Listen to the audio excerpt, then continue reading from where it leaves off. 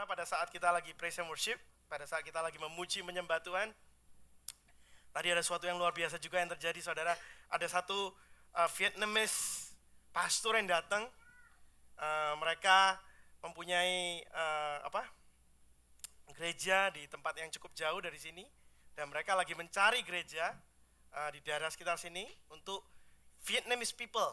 Dia pastor yang melayani 25 orang kira-kira orang Vietnam, dan dia come to our church. Dia mau apakah bisa kalau dia mau menggunakan building kita, saudara. Jadi di dalam segala hal Tuhan bekerja, saudara. Kita nggak tahu what's gonna happen. Itu dia hanya baru introduce himself. Nanti Pastor Somi setelah kembali mungkin akan kontak dengan dia bersama dengan leadership. Tapi kita bersyukur dalam segala sesuatu dalam Christmas ini Tuhan really bekerja dalam kehidupan kita, saudara. Lukas 1:37 mengatakan bagi Allah tidak ada yang mustahil.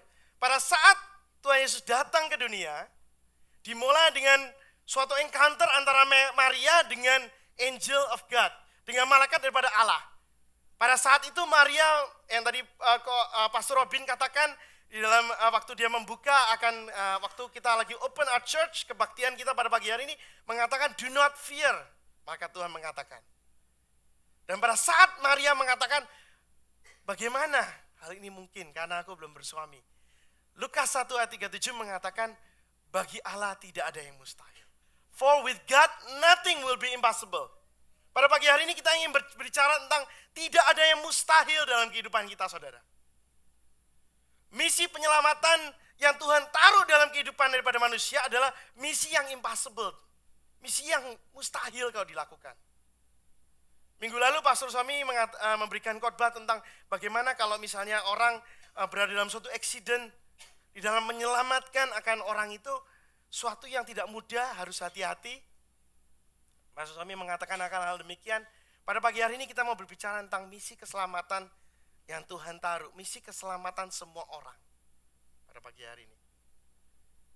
Saudara bisa bayangkan, kalau saudara berada, atau saudara mungkin sudah di Amerika, saudara lagi sedang melihat di TV, atau mungkin saudara di dekat tempat itu, saya tidak tahu pada saat itu saudara di mana. Pada saat 9/11 terjadi, tahu ya, yang the Twin Tower fall down, saudara bisa bayangkan seorang polisi, seorang firefighter berusaha menyelamatkan semua orang dalam building itu. Ada begitu banyak orang dalam building itu, bagaimana susahnya menyelamatkan semua orang. Saudara bisa bayangkan betapa susahnya. Di dalam suatu accident yang besar misalnya terjadi, bagaimana susahnya, bagaimana seorang firefighter atau seorang polisi berusaha menyelamatkan semua orang, saudara. Nah, inilah misi yang Tuhan taruh dalam kehidupan kita, yaitu misi penyelamatan semua orang. Christmas mengingatkan kita bahwa tidak ada yang impossible, saudara, dalam kehidupan kita. Christmas adalah suatu tanda bahwa Allah kita adalah Allah yang bisa melakukan hal yang mustahil. Bayangkan saudara, perawan mengandung. Terus habis itu, suaminya Yusuf tidak menyentuh Maria selama berapa bulan. Bayangkan dia pindah ke Mesir, lari dari mau dibunuh karena mimpi. Dia lahir di kandang tetapi berada di dalam kehidupan di mana dia bisa affect so many people, saudara. Nah, suatu yang impossible. Tuhan kita adalah Tuhan yang suka melakukan hal yang impossible, saudara. Saya melihat di dalam Alkitab bagaimana Tuhan kita adalah Allah yang ingin melakukan hal-hal yang impossible. Saudara bisa bayangkan, misi menyelamatkan semua orang. Saudara kalau hitung dunia ini saat ini, saya nggak tahu jumlahnya berapa exactly, tapi saudara bisa hitung kira-kira 6 miliar ya, kalau nggak salah dikatakan. Oh, more than that? Oh, billion. Billion itu bukan miliar ya? Miliar, benar. Oh, 6.000 miliar, betul. Saya nggak tahu yang benar yang mana, Indonesia sama Inggris. 6 billion ya, whatever that is. 6 billion itu whatever that is, nggak usah argue. 6 billion whatever that is in Indonesia. Nah, itu sebanyak itu, saudara. Saudara bisa bayangkan, misi penyelamatan Tuhan kita adalah misi yang luar biasa. Misi yang impossible, saudara. Nah, Christmas ini kita bisa mengingat bahwa Allah kita adalah Allah yang ingin melakukan hal-hal yang impossible. Maka kita bisa menerima pada pagi hari ini bagaimana Tuhan itu seorang Tuhan yang ingin menyelamatkan. Dikatakan Yohanes 3:16, kita buka sama-sama.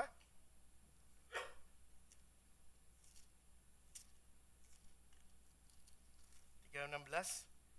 Yohanes 3 ayat ke-16 mengatakan, sebab Allah, karena begitu besar kasih Allah akan dunia ini, sehingga ia telah mengaruniakan anaknya yang tunggal, supaya setiap orang yang percaya kepadanya tidak binasa melainkan beroleh hidup yang kekal. Sebab Allah mengutus anaknya ke dalam dunia, bukan untuk menghakimi dunia, melainkan untuk menyelamatkannya oleh dia. Setiap orang yang percaya kepadanya. Bukan hanya kita di tempat ini, tapi orang-orang di luar juga, saudara. Dikatakan Allah ingin menyelamatkan dunia. Sebab Allah mengutus anaknya bukan untuk menghakimi dunia, melainkan untuk menyelamatkannya. Menyelamatkan dunia.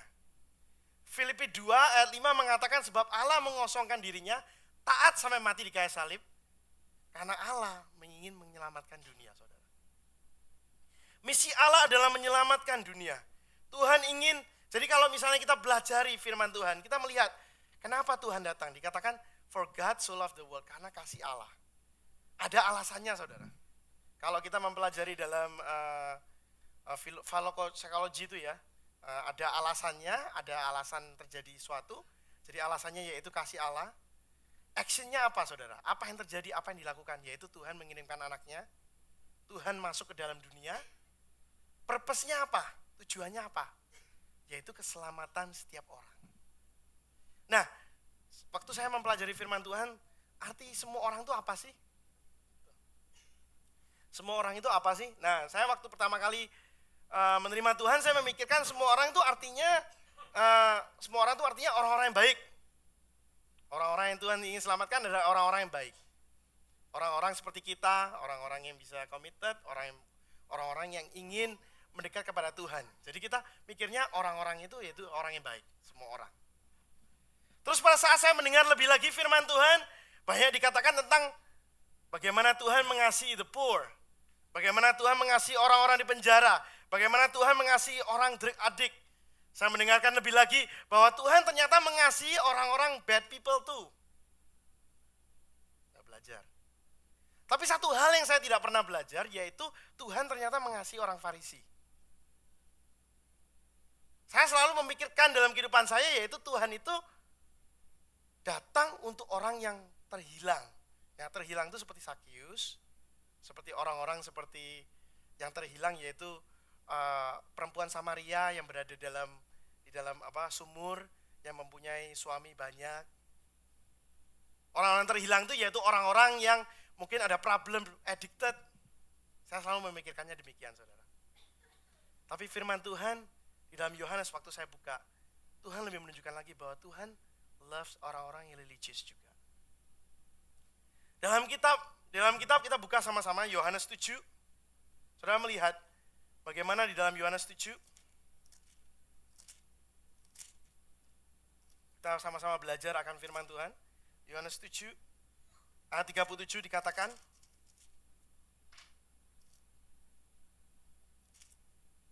dan pada hari terakhir, yaitu pada puncak perayaan itu, Yesus berdiri dan berseru, barang siapa haus, baik ia datang kepadaku dan minum. Barang siapa percaya kepadaku, seperti yang dikatakan oleh kitab suci, dari dalam hatinya akan mengalir aliran air hidup. Hari terakhir pada puncak perayaan itu. Jadi pada saat itu orang-orang Farisi semua di sana, saudara. Orang-orang Farisi semua di sana. Pada saat puncak perayaan itu, Yesus berdiri dan mengatakan, barang siapa haus, baik ia datang. Tuhan berada dalam bait Allah, Tuhan berbicara, baiklah siapa yang haus, datang kepadaku. Tuhan berbicara kepada orang Farisi. Yohanes 8 ayat 2 mengatakan, pagi-pagi benar ia berada lagi di bait Allah, dan seluruh rakyat datang kepadanya, ia duduk dan mengajar mereka. Maka ahli-ahli Taurat ayat 3, dan orang-orang Farisi membawa kepadanya seorang perempuan yang kedapatan berbuat zina. Saudara, pada saat Tuhan mengajar, orang Farisi membawa perempuan yang berbuat zina. Tapi di sini saudara bisa lihat, Tuhan Yesus di mana saat itu? Firman Tuhan mengatakan, ayat kedua mengatakan apa? Maka ahli-ahli Taurat dan orang Farisi, pagi-pagi benar, ia berada lagi di bait Allah. Allah adalah Allah yang mengasihi kita, Allah yang mau datang dalam kehidupan kita. Kalau kita memikirkan semua orang, saya pada saat membaca firman Tuhan, saya mulai dibukakan bahwa ternyata Tuhan mengasihi orang Farisi juga. Ternyata orang-orang yang kita pikir mungkin orang-orang yang sepertinya religius, orang-orang yang sepertinya uptight, orang-orang yang sepertinya mengikuti law, ternyata Tuhan juga mengasihi mereka. Tuhan gak hanya mengasihi orang-orang yang good, Tuhan gak hanya mengasihi orang-orang yang kelihatannya bad, tapi Tuhan mengasihi setiap orang. Nah, pada pagi hari ini kita mau belajar, kalau Tuhan mempunyai misi penyelamatan semua orang, apa misi kita, saudara? Kalau Tuhan pada saat Christmas Tuhan datang, karena Tuhan mempunyai misi ingin menyelamatkan semua orang, misi kita apa, saudara? Kita sebagai umat Tuhan yang Tuhan panggil, misi kita apa, saudara? Dikatakan tadi pagi waktu saat Pastor Robin memberikan suatu firman Tuhan, dia mengatakan di dalam Lukas 2 ayat 10 ayat 11 mengatakan, yaitu kesukaan yang besar bagi seluruh bangsa. Dalam bahasa Inggrisnya dikatakan kesukaan berkat, a great joy to all the people. Katakan ke kanan kiri saudara, everyone, semua orang, all the people. Tuhan ingin menyelamatkan semua orang dalam kehidupan kita, saudara. Nah, pada pagi hari ini kita bisa belajar. Semua orang itu artinya apa sih? Orang yang komitmen mungkin. Mungkin orang yang selalu datang ke gereja setiap minggu. Tapi juga orang yang datang ke gereja setahun sekali. Pada saat Natal datang. All the people artinya apa? All the people berarti orang yang pernah menipu saudara mungkin. Atau orang yang tidak pernah menipu saudara. All the people artinya apa? All the people artinya semua orang artinya apa? Orang yang mungkin mundur, gak serius dalam mengikut Tuhan. Tapi juga all the people artinya orang-orang yang serius dalam mengikut Tuhan. All the people artinya apa, saudara? All the people artinya orang yang mungkin kepahitan, gak mau datang ke gereja. Talk bad about the church, mengatakan hal yang buruk tentang saudara mungkin. Membenci saudara. Tapi itu orang-orang yang Tuhan ingin selamatkan dalam kehidupan kita. All the people artinya apa? Seluruh orang itu artinya apa? Mungkin orang yang pada saat firman dibagikan lagi texting dengan teman outside. Tapi juga orang yang listening to the word of God. Orang yang mendengarkan firman Tuhan. Semua orang itu apa, saudara? Saudara aplikasikan dalam kehidupan saudara. Mungkin keluarga saudara, mungkin anak-anak saudara, mungkin baby saudara. Mungkin juga orang-orang di luar yang pernah hurt saudara. All the people artinya apa, saudara? Orang-orang yang saudara temui setiap harinya. Itu artinya all the people. All the people artinya apa? Mungkin orang yang kasar. Orang yang kasar, tapi juga orang yang halus. Orang yang mengerti firman Tuhan dan orang yang tidak mengerti firman Tuhan. Tuhan Yesus datang untuk setiap orang, saudara. Bagaimana dengan kita? What is our mission? Pagi hari ini saya ingin bagikan tiga hal. Yang pertama yaitu Tuhan datang Christmas ini. Pada saat Natal kita merayakan, Tuhan datang untuk menyelamatkan kita juga. Pertama, He comes to save us. Pada saat Tuhan datang to save us, gak hanya artinya untuk menyelamatkan aja, saudara.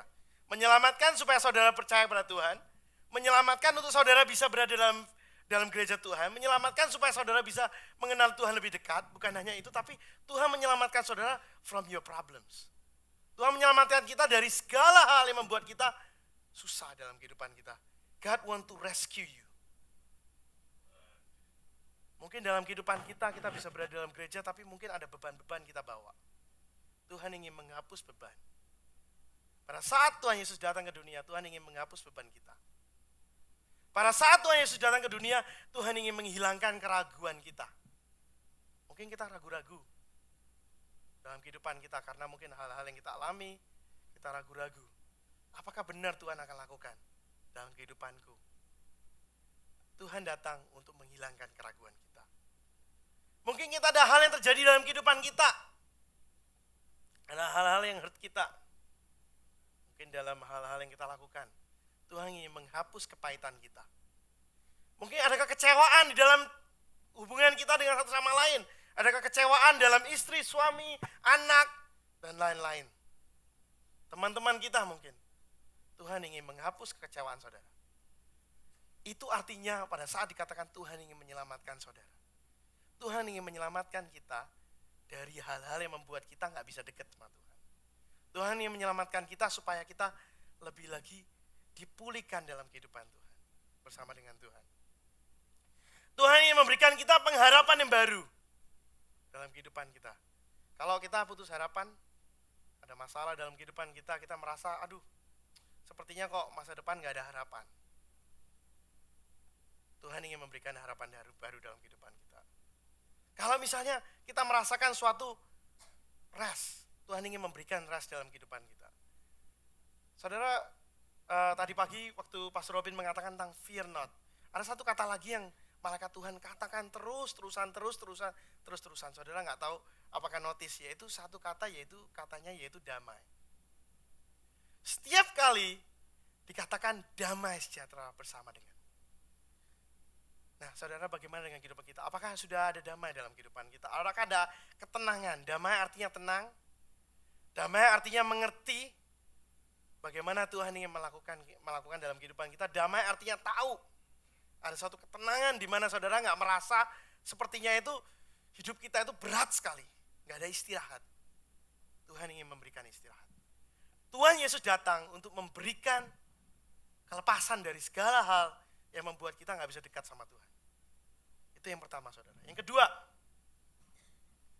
saudara lihat tadi kita baca, yaitu pada saat Maria didatangi oleh malaikat. Pada saat gembala datangi oleh malaikat. Pada saat Yesus datang, firman Tuhan mengatakan di dalam Yohanes 1:14 dikatakan Tuhan Yesus datang untuk tinggal diam di antara kita. Firman itu datang untuk menjadi manusia dan diam di antara kita. Saudara melihat bagaimana pada saat Tuhan Yesus ingin reach out ke orang Farisi, Tuhan berada dalam bait Allah. Pada saat Tuhan Yesus ingin reach out, ingin mendekat kepada orang-orang, Tuhan Yesus berada di luar. Pada saat Tuhan Yesus berada di dalam kota Samaria, itu namanya Sikar, Tuhan bertemu dengan perempuan Samaria. Kalau saudara baca, pada saat Tuhan Yesus pada saat Tuhan Yesus berada di sumur Yakub, di mana dia bertemu dengan perempuan Samaria, itu karena dia berada di kota Samaria. Itu kotanya mereka. Maka dia ketemu dengan perempuan Samaria. Pada saat Tuhan Yesus berada di Jericho, Tuhan bertemu dengan Sakeus. Tuhan berada di tempat di mana orang tinggal, saudara. Nah, pada pagi hari ini pertanyaan saya untuk yang kedua, yaitu apakah Jericho saudara itu apa? Sikar saudara itu apa? Di manakah tempat di mana Tuhan memberikan orang-orang di mana bisa kita reach out, di mana kita bisa touch kehidupan mereka? Tuhan Yesus jelas berada di bait Allah untuk menyelamatkan orang Farisi, of course. Gak mungkin Tuhan Yesus berada di bait Allah untuk nyari perempuan Samaria, karena dia nggak di sana. Tuhan Yesus pergi ke kota Samaria untuk mendekat kepada perempuan Samaria. Nah, saudara, apakah Sikar saudara, kota Samaria saudara itu apa? Jericho saudara itu apa? Mungkin H-E-B saudara is your place. Pada saat saudara grocery. Mungkin Kumon is your place, karena saudara harus mengantarin anak ke Kumon. Mungkin tempat kerja saudara, hospital is your place, di mana saudara bisa reach out orang. Mungkin tempat kerja adalah tempat di mana saudara bisa mendekat kepada orang. Mungkin piano lesson, mungkin hospital, mungkin klinik, mungkin sekolah saudara. Tapi Tuhan mengatakan dalam firman-Nya, yaitu misi penyelamatan semua orang adalah misi Tuhan Yesus Kristus. Nah, bagaimana saudara mau dipakai? Kalau Tuhan datang untuk memberikan keselamatan bagi kita, tadi yang pertama kita belajar, yaitu Tuhan ingin memberikan kita relief untuk kita dilepaskan dari segala beban-beban kita. Tuhan juga ingin saudara bisa dipakai untuk menyelesaikan beban orang-orang di mana saudara datang, di mana saudara tinggal. Saya mau buka satu ayat 16, Amsal 16, Amsal 16, ayat ke-9 mengatakan, saya bacakan. Hati manusia memikirkan jalan-jalannya, tetapi Tuhanlah yang menentukan arah langkahnya. Hati manusia memikirkan jalan-jalannya, tetapi Tuhanlah yang menentukan arah langkahnya. Arah langkah saudara itu ditentukan oleh Tuhan. kita harus percaya bahwa Tuhan menentukan arah langkah kita. Pada saat Tuhan Yesus berjalan menuju melewati Yeriko, Tuhan tahu Tuhan yang menentukan arah langkahnya. Sehingga pada saat dia di Yeriko, dia bisa menyelamatkan manusia pada saat dia melewati. Karena Tuhan tahu arah langkah dia dipimpin oleh Tuhan. Tuhan Yesus tahu arah langkah dia dipimpin oleh Roh Kudus. Nah saudara, arah langkah saudara di mana? Kalau saudara dia berada di Whole Food, artinya ada orang-orang di Whole Food yang saudara memang dipanggil untuk menyelamatkan. Kalau saudara berada dalam Live Nation, artinya saudara berada di tempat di mana Tuhan ingin menyelamatkan orang-orang di dalam company itu. Saudara tahu, something yang saya bisa sharingkan, karena kita berbicara bahasa Indonesia, jadi saya bisa lepas dengan semua perkataan saya. Tapi kalau bahasa Inggris nggak bisa, karena mereka bisa nonton perkataan saya. Nah, di company saya ada orang-orang yang pakai itu yang digambar-gambar tato. Ya, ada orang yang seperti demikian, saudara. Kenapa? Karena company-nya adalah company concert. Company-nya adalah company concert. Mereka taunya artis-artis, orang-orangnya itu orang-orang aneh kadang-kadang. Bahasa Indonesia nggak apa-apa, bagus. Jadi mereka nggak mengerti. Jadi seringkali dalam kehidupan saya bertemu dengan orang-orang yang saya sudah sharingkan juga. Pada saat Halloween, mereka memasang monster-monster, memasang hal-hal yang sangat ngeri sekali. Sampai saya sendiri mengatakan saya nggak tenang ini kalau lewat jalan ini. Karena saking ngerinya mereka dekorasi. Keep mereka dekorasinya sampai sengeri itu, saudara. Saya guyonan sama bos saya guyonan dengan teman-teman saya katakan, saya kalau jalan di sini rasanya nggak tenang, there is no peace, saya bilang. Karena saking ngerinya. Tapi inilah orang-orang yang Tuhan mau pakai dalam kehidupan kita. Inilah orang-orang yang Tuhan ingin sempurnakan. Saudara, Yohanes 13 ayat 34 sampai 45 mengatakan, saya bisa buka.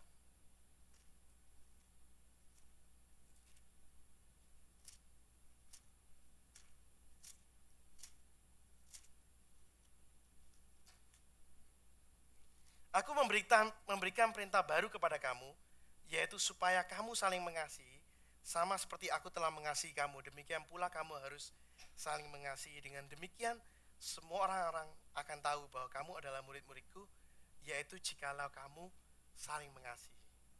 Nah, mereka bisa tahu, saudara, bahwa saudara itu orang Kristen atau bukan dari kasih saudara. Saya udah pernah sharingkan juga, dan saya akan lebih detail sharingkan pada pagi hari ini. Saya punya teman dalam tempat kerjaan, dia sudah lama berbicara sama saya, udah sering bicara gitu. Saya nggak pernah tahu sama sekali bahwa dia mengatakan dia akan harus pergi ke California untuk mendatangi pernikahan adiknya dia mengatakan. Saya nggak pernah tahu secara detail kenapa menikahnya di California. Nah, pada saat saya berbicara, karena saya udah di dalam kehidupan saya berusaha, di mana kasih Tuhan tuh saya berusaha untuk bisa ada di dalam kehidupan mereka. Jadi pada saat dia mulai sharing, saya nggak pernah realize sama sekali bahwa ternyata adiknya dia ini suka sama jenis ternyata. Nah, di dalam perkataan saya tidak pernah memberikan suatu judgment. Kita tidak pernah memberikan suatu judgment. Jadi pada saat kita berbicara lebih jauh, dia mulai cerita tentang masalahnya dalam keluarga dia, yaitu adiknya ini ternyata sukanya sama jenis. Bukan lawan jenis, tapi sama jenis. Clear ya? Ya. Nah, dari sini saya bisa mulai masuk dalam kehidupan dia. Atasan saya udah bilang, orangnya banyak masalah, saudara. Mungkin depresi, mungkin apa segala. Benci semua orang. Baru beberapa hari yang lalu kita lagi bicara evaluation, saya tahu teman saya yang satu lagi, dia cerita sama saya, aduh ini orang atasan kita ini orangnya sangat sepertinya itu suka marah gitu, sepertinya banyak masalah gitu. Jadi dia bilang pada saat dia lagi duduk sama-sama untuk diskusi bagaimana hasil pekerjaan selama ini, atasannya ini marah-marah, dia katakan. Nah, itu atasan saya juga, saya belum ketemu lagi pada saat itu. Dia cerita begitu, dia mulai komplain, saya pikir dalam hati, oh my, saya udah mulai berdoa gitu. Gimana Tuhan? Saya nanti harus ketemu nih berapa hari lagi. Hari Jumat kemarin saya baru ketemu. Pada saat saya ketemu sama dia, sesuatu luar biasa terjadi, saudara. Nggak ada satupun negatif yang dia katakan selama berbicara dengan saya. Nah, di sini saya bisa belajar. Pada saat kita memberikan kasih, pada saat kita memberikan kasih kepada orang-orang sekitar kita, mereka mulai melihat hal-hal. Mereka mulai cerita hal-hal. Mungkin saudara bukan orang yang bisa mendoakan orang langsung sembuh. Mungkin saudara bukan orang yang bisa, misalnya mereka punya masalah, saudara tahu, ini masalah kamu. Mungkin saudara bukan orang demikian. Tapi dimanapun saudara berada, saudara bisa memberikan kasih kepada setiap orang yang kita ketemu. Disinilah penyelamatan, misi penyelamatan Tuhan, misi penyelamatan semua orang bisa kita lakukan dalam kehidupan kita. Bagaimana dengan kasih kita? Bagaimana kita memberikan kasih dalam kehidupan kita? Ada satu orang lagi juga dalam tempat kerja saya. Tempat kerja saya ternyata saya sendiri sampai belajar. Saya mengatakan waktu kita lagi berada dalam prayer meeting, saya mengatakan banyak hal-hal saya nggak pernah bayangkan. Ternyata begitu banyak masalah dengan orang-orang di sekitar saya. Saya nggak pernah bayangkan. Dan saya tidak akan pernah tahu kalau kita nggak pernah memberikan kasih, mereka nggak akan pernah cerita. Karena nggak mungkin dong kita langsung nanyain kamu detail masalah kamu apa, segala begitu tanpa kita memberikan kasih, itu nggak mungkin. Malah saudara dibikin heres nanti. Tapi pada saat mereka bicara, disitulah mereka membuka diri dan saudara bisa masuk. Saya nggak pernah mengatakan kamu pergi ke gereja, nggak pernah. Tapi pada saat kita memberikan kasih, mereka sendiri mengatakan, gereja kamu di mana? Oh jauh ya dari tempat saya tinggalnya di Pearland. Oh ya nggak apa-apa, silakan pergi ke gereja yang di mana kamu bisa lokal, kamu bisa berada. Saya nggak pernah bayangkan hal-hal demikian bisa terjadi. Karena kenapa? Kuncinya yaitu tadi dikatakan, yaitu dengan demikian, Yohanes 13 ayat 35 dikatakan, dengan demikian semua orang akan tahu bahwa kamu adalah murid-muridku, yaitu jikalau kamu saling mengasihi. Kasih adalah trademark daripada Tuhan. Jangan pernah lupa bahwa kasih adalah trademarknya Tuhan. Tandanya Tuhan itu kasih. Karena Allah adalah kasih. Nah yang ketiga, saudara, itu yang kedua. Yang ketiga yaitu dikatakan, yaitu ini ketiga yang saya ingin bagikan pada saat kita ingin memberikan misi penyelamatan kepada semua orang. Dikatakan yaitu prepare, saya akan katakan yaitu prepare what you say and what you don't say. Apa yang saudara tidak katakan. Ada suatu survei saudara mungkin pernah dengar, ada satu pastor berada dalam restoran. Saudara nggak tahu pernah baca artikelnya atau enggak. Kalau sudah tahu, nanti saya minta saudara angkat tangan. Ada satu pastor masuk ke restoran, makan, dia nulis tip, dia memberikan tip kepada waiternya, dan pada saat dia memberikan tip, dia tulis, dia memberikan 10%, dia mengatakan, karena Tuhan aja nerimanya 10%, maka kamu hanya menerima 10%. Dia tulis demikian. Siapa yang pernah tahu artikel itu? Pernah dengar? Ya? Pernah dengar beberapa orang kan? Jadi ada satu pastor masuk ke dalam ceritanya, suatu pastor ini masuk ke dalam restoran dan dia bilang dia hanya taruh tipnya 10%. Dia dicasnya 15%, tapi dikurangin, ditulis, diganti dengan 10%. Karena dia mengatakan, Tuhan aja dapatnya 10%. Masa kamu mendapatkan lebih dari 10%? Saudara, ada hal-hal yang perlu kita katakan, ada hal-hal yang kita gak perlu katakan. Seringkali di dalam kehidupan kita orang Kristen, Tuhan ingin memakai kita, Tuhan ingin memberikan kuasa kepada kita untuk menyelamatkan semua orang. Tapi we say things, kita mengatakan hal-hal yang seharusnya kita nggak katakan. Seperti pastor ini sampai newsnya keluar di YouTube, keluar di mana, sensasi, sampai semua orang, banyak orang dengar. Dan setelah itu ada lagi, dikatakan, ada lagi orang yang coba, waiter yang coba juga, nyoba seperti itu, nulis begitu, terus berusaha sue company-nya. Ternyata diselidiki, palsu. Jadi waiter ini buat cerita, gitu, bahwa orang Kristen tuh memberikan tipnya itu rendah istilahnya, atau nggak memberikan tip gitu. Ternyata setelah diselidiki ternyata palsu. Tapi pada saat saya membaca artikel ini dari Focus on the Family, karena saya pernah dengar artikel itu, tapi saya setelah itu mendengar di dalam Focus on the Family, mereka membahas tentang artikel ini, saudara. Membahas tentang keadaan ini, dan mereka mengatakan begini, ada satu survei yang dikatakan yaitu begini. Do Christians now need to give a bigger tip than non-Christian? Jadi pertanyaannya, apakah sekarang orang Kristen harus memberikan tip yang lebih besar daripada orang yang bukan Kristen? Nah, saudara pikirkan, bayangkan bersama-sama. Di dalam artikel itu dikatakan survei begitu, dan orang-orang yang baca Focus on Family mulai menjawab. Itu nanti saya bisa forwardkan. Orang Focus Family pada menjawab, ada yang bilang ya harus beli lebih, ada harus yang bilang yaitu jangan beli lebih, cukup yang average aja, ada yang mengatakan harus beli lebih. Nah, tapi the point is, dari semua ini saya bawa, the point is, kita harus tahu apa yang kita harus katakan, dan apa yang kita gak harus katakan.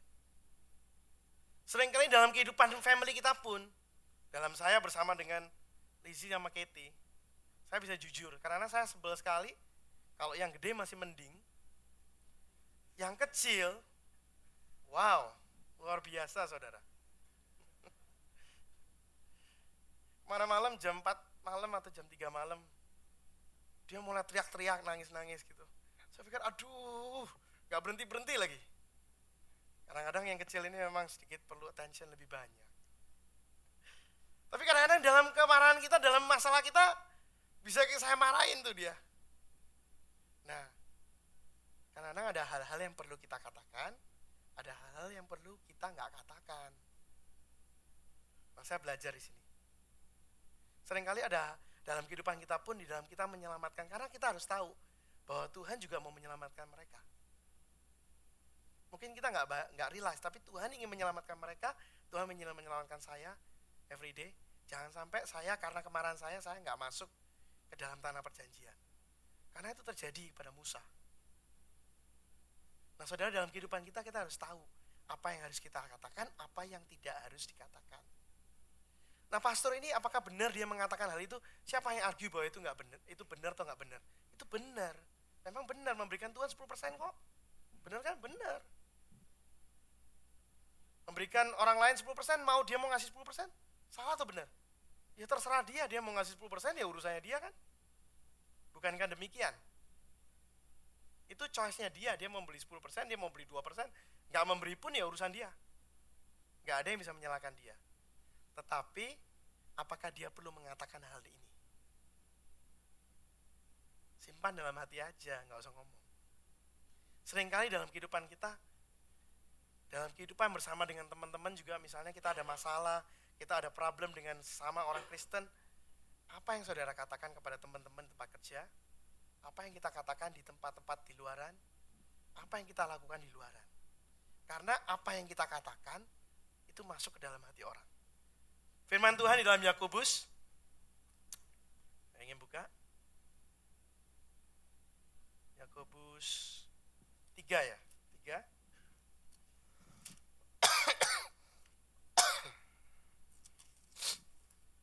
Yakobus 3 ayat 5-8. Titelnya Yakobus 3, titelnya yaitu dosa karena lidah. Dikatakan ayat kelima, dikatakan demikian juga lidah, walaupun suatu anggota kecil dari tubuh, namun dapat memegahkan perkara-perkara yang besar. Sudah bisa bayangkan, dikatakan bagian kecil tapi bisa memegahkan perkara-perkara yang besar. Jadi dari lidah yang sama kita bisa melakukan perkara-perkara besar, kita bisa mengatakan kasih kita dari lidah kita. Perkara-perkara yang besar bisa terjadi dari lidah kita. Lihatlah betapapun kecilnya api, ia dapat membakar hutan yang besar. Lidah pun adalah api, ia merupakan suatu dunia kejahatan dan mengambil tempat di antara anggota-anggota tubuh kita sebagai sesuatu yang dapat menodai seluruh tubuh dan menyalakan roda kehidupan kita sehingga ia sendiri dinyalakan oleh api neraka. Ayat ke-8, tetapi tidak seorang pun yang berkuasa menjinakkan lidah, ia adalah suatu yang buas, yang tak terkuasai dan penuh racun yang mematikan. Dengan lidah kita memuji Tuhan Bapa kita, dengan lidah kita mengutuk manusia, dan dari mulut yang satu keluar berkat dan kutuk. Hal ini saudara-saudaraku tidak boleh demikian terjadi. Lidah yang sama bisa membuat kekuatan bagi orang. Lidah sama bisa memberikan encouragement, tapi dari lidah yang sama juga bisa keluar hal-hal yang negatif, saudara. Mungkin kita nggak mengutuk Tuhan, mungkin kita nggak mengutuk teman-teman kita, tapi apa yang saudara katakan itu akan diingat oleh orang. Nah, pada saat mereka lagi berada dalam suatu diskusi politik, waktu itu sempat suatu kali, saya diam aja, saya nggak pernah mengatakan apapun. Tapi Tuhan ingin menyelamatkan Republikan and Demokrat, saudara. Nggak hanya Republikan, nggak hanya Demokrat, Tuhan mau menyelamatkan semuanya. Nah, pada saat mereka mulai argue, yang satu Republikan, satu Demokrat, mereka saling argue, view mereka, saya diam aja, karena saya nggak mau ikut campur.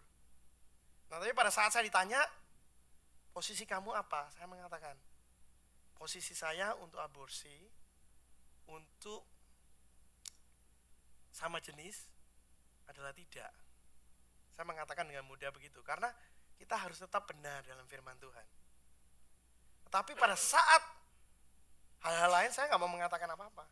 Tapi apakah salah kalau begini? Saya nggak mau terlalu ikut.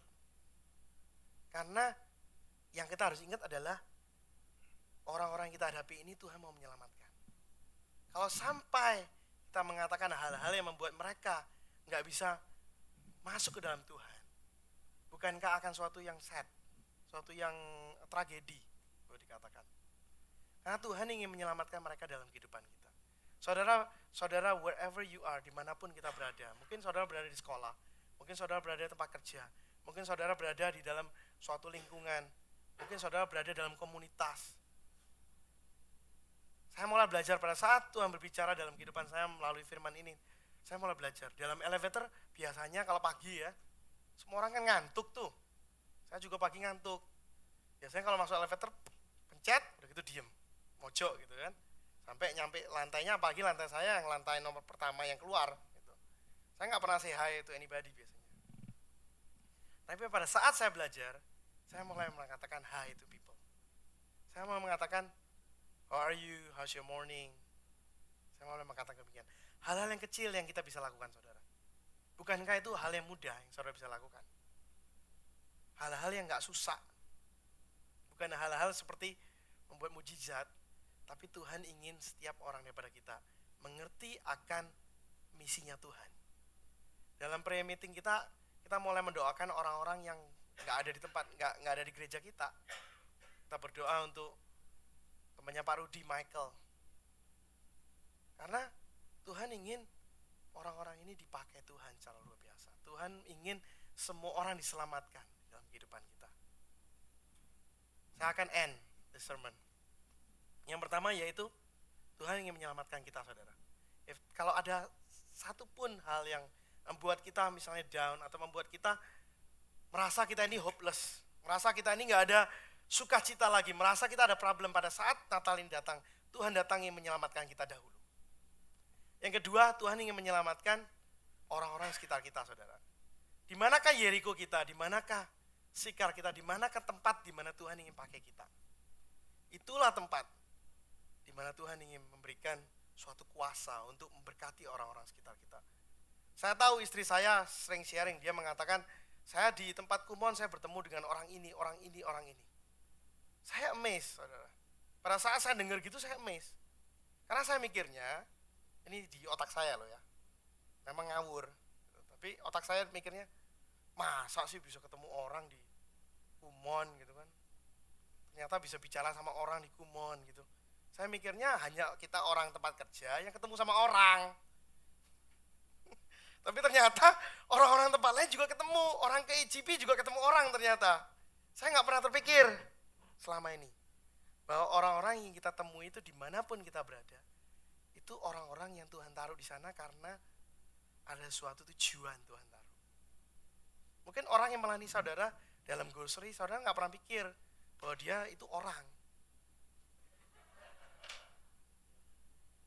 Loh benar loh, kadang-kadang kita nggak pernah memikirkan kan. We just think of them as kasir. Ini kasirnya HEB. Benar kan? Memang kita tahu dia itu orang, tapi kita nggak pernah memikirkan bahwa Tuhan mungkin ada rencana penyelamatan untuk dia. Kita nggak pernah terpikir. Saya sering kali juga nggak terpikir, saudara. Jujur. Jadi kalau misalnya masuk, ya mau belanja, ya belanja gitu aja. Coba saudara pikirkan. Bedanya saudara dilayani orang, kasir ya, sama saudara kalau ke Walmart ada self-serve atau tempat-tempat lain juga ada tuh self-serve. Bedanya jauh nggak? Mungkin nggak berasa beda jauh. Kita nggak merasa beda jauh pasti. Karena saya sendiri juga merasa demikian. Tapi setelah saya membaca firman Tuhan, setelah saya realize, ternyata berbeda jauh saudara. Karena yang satu ada orangnya, satu lagi nggak ada orang. Berbeda jauh. Berarti artinya orang itu ditaruh ada tujuannya. Ada tujuan orang ditaruh dalam kehidupan saudara. Ada tujuan saudara pergi ke kota Samaria. Yesus pergi ke kota Samaria. Ada tujuan Yesus pergi ke Yeriko, melewati Yeriko. Ada tujuan Yesus berada di tempat tertentu di Bait Allah. Saudara pun ada tujuan. Kalau saudara tempat ini pada pagi hari ini ada tujuan. Mungkin ada orang yang Tuhan ingin selamatkan melalui saudara pada pagi hari ini. Kalau saudara nanti keluar, saudara ke tempat lain, ada tujuan Tuhan ingin menyelamatkan orang itu melalui saudara. Menyelamatkan bukan berarti langsung selamat begitu aja, tapi mungkin memberikan suatu kelepasan dari burden dia. Dengan smile saudara, dengan hi, how are you, mungkin memberikan suatu kelepasan dalam kehidupan mereka. Yang ketiga, kita perhatikan apa yang kita katakan saudara. Prepare what you say and what you don't need to say. Seringkali kita nggak memikirkan dalam kehidupan kita pribadi pun. Seringkali kita nggak memikirkan, saya pun nggak memikirkan apa yang harus saya katakan dan tidak katakan. Tapi sejak firman Tuhan berbicara kepada saya memikirkan apa hal yang saya tidak perlu katakan, tidak perlu katakan.